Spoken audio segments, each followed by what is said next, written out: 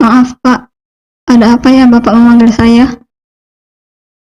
Pak Rahmat pun meraih sebuah amplop besar berwarna coklat dari meja, lalu diarahkan padaku. Buka dan bacalah.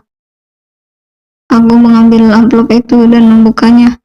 Dadaku semakin berdegup kencang, karena sejujurnya, aku takut jika sumpah ibu terhadapku menjadi kenyataan.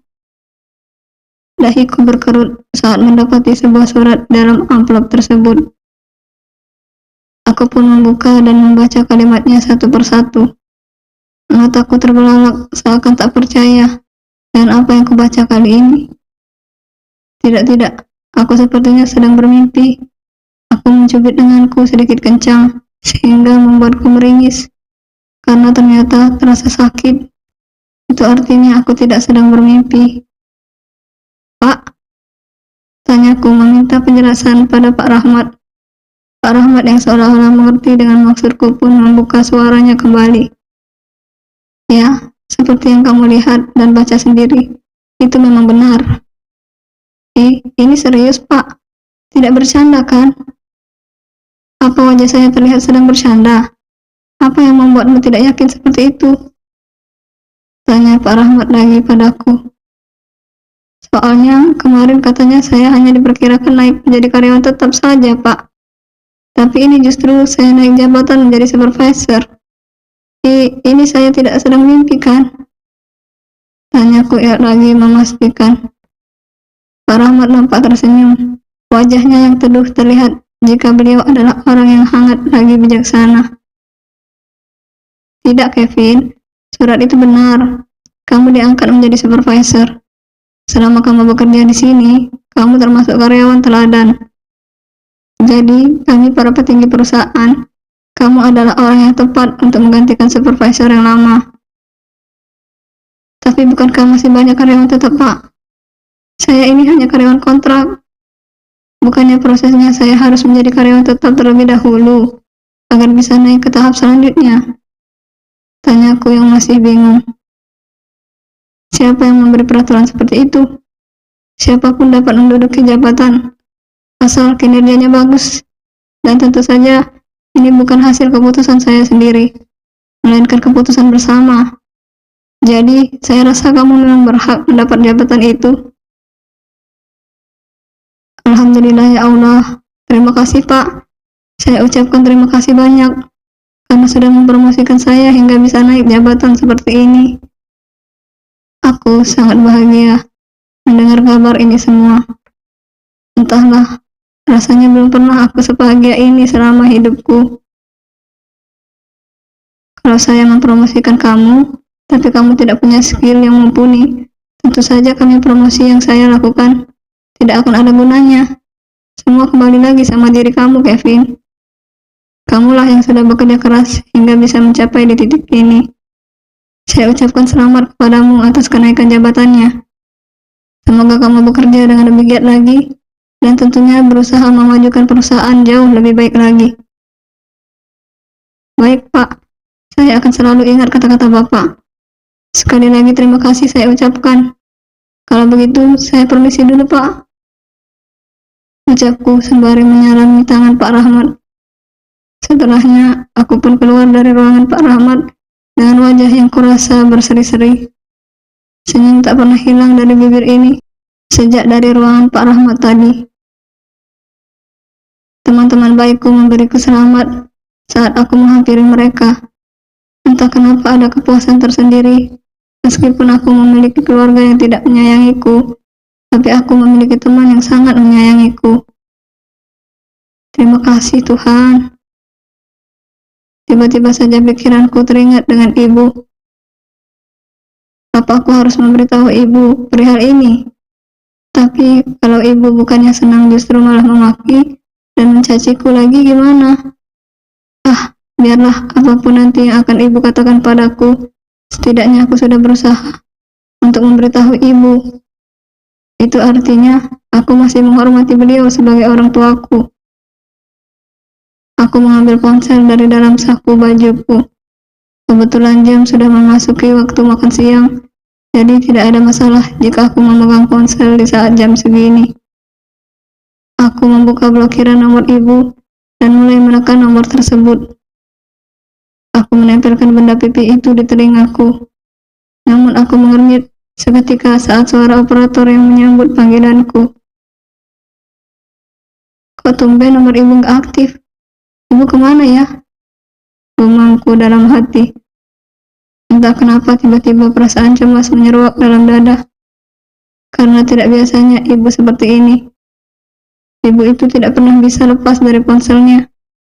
Dia sangat kecanduan gadget. Jadi mustahil jika ibu tidak mengaktifkan ponselnya. Meskipun habis baterai, pasti ibu akan segera mencasnya segera.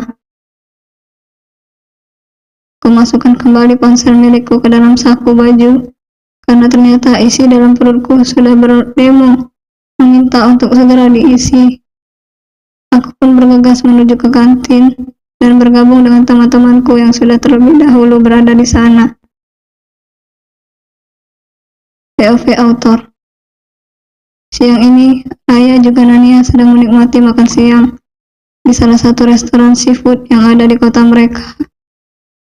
Raya memesan ikan gurame bakar serta cumi saus tiram, dan Nania memesan udang goreng tepung, juga tom yum seafood.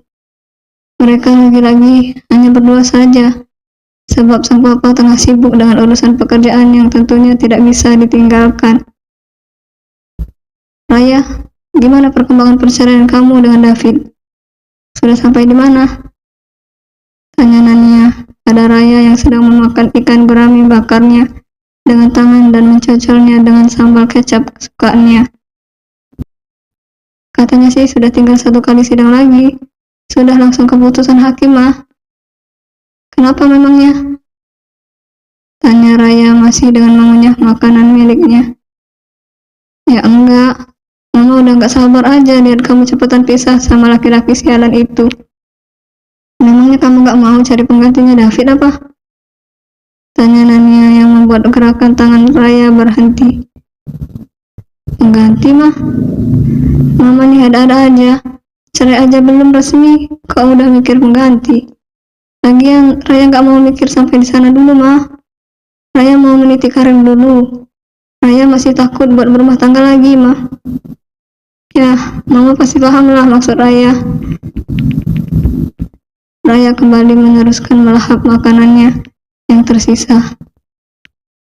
Setelah dirasa selesai dan cukup, Raya pun mencuci tangan di air kobokan yang sudah disediakan oleh pelayan di meja mereka. Tidak lupa, Raya meremas daun kemangi agar tangannya tidak bau amis. Setelah selesai, Raya mengambil tisu basah dari dalam tasnya, dan ia membersihkan kembali tangannya sampai tidak lagi tercium bau amis. Ya, tapi mau sampai kapan Raya? Kamu harus cepatan move on. Mama juga pengen segera menimang cucu dari kamu. Memangnya kamu gak pengen punya pendamping lagi apa? Bukannya gak pengen mah, tapi belum mau. Itu adalah 2 hal yang berbeda. Sabar ya mah. Saya harus menata hati lagi yang sudah remuk dan hancur akibat ulah Mas David juga ibunya. Raya harus lebih selektif memilih pasangan agar hal seperti ini tidak terjadi lagi. Maafin Mama ya Raya, gara-gara Mama kamu malah jadi korban dan sekarang OTW janda. Kalau saja Mama tidak memaksamu untuk menjodohkan dengan anaknya si Arita, hidupmu pasti tidak akan seperti ini.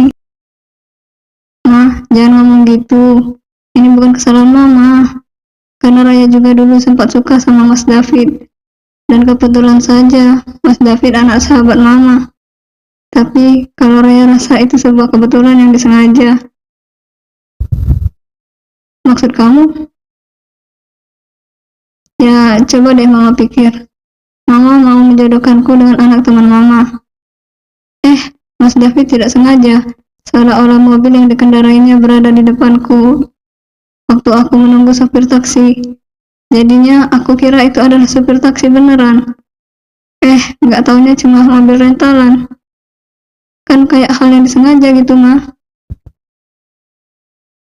Nania mengangguk-anggukan kepala, tanda mengerti ucapan Raya mengarah kemana.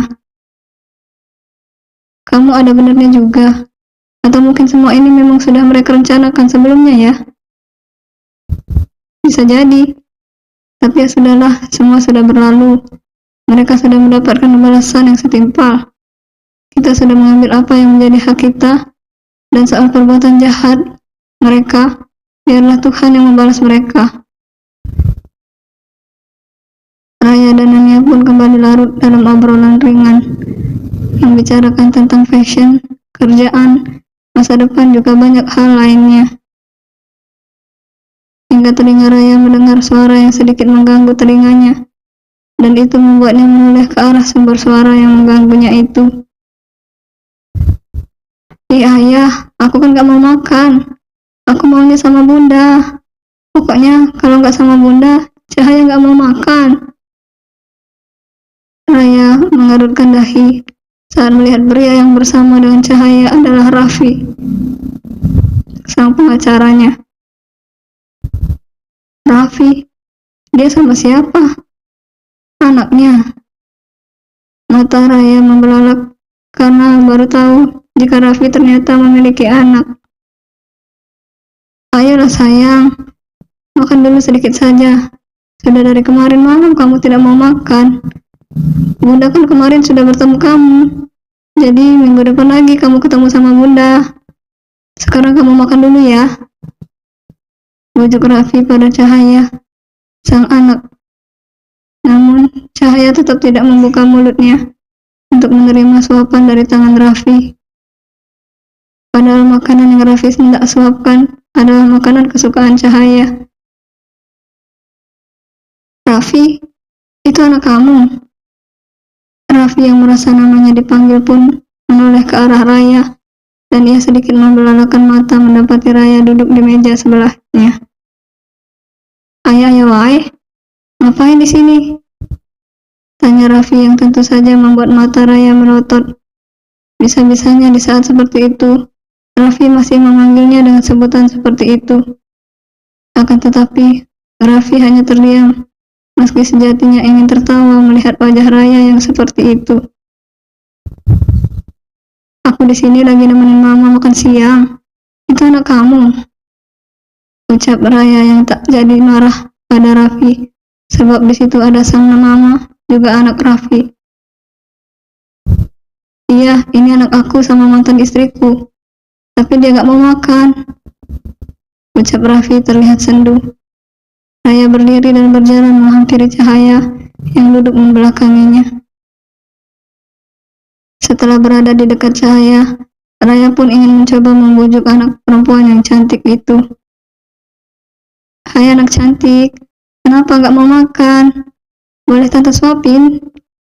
Tanya Raya yang membuat Cahaya menoleh ke arahnya. Awalnya Raya berpikir jika Cahaya akan menolaknya, sebab mereka belum pernah bertemu. Tapi di luar dugaan, justru Cahaya memeluk erat Raya, sembari mengucapkan sesuatu yang membuat Raya juga Raffi melongok melihatnya. Bunda, aku kangen sama bunda. Bunda janji jangan tinggalin aku lagi ya. Pekik Cahaya sembari menghambur ke dalam pelukan Raya. Bersambung.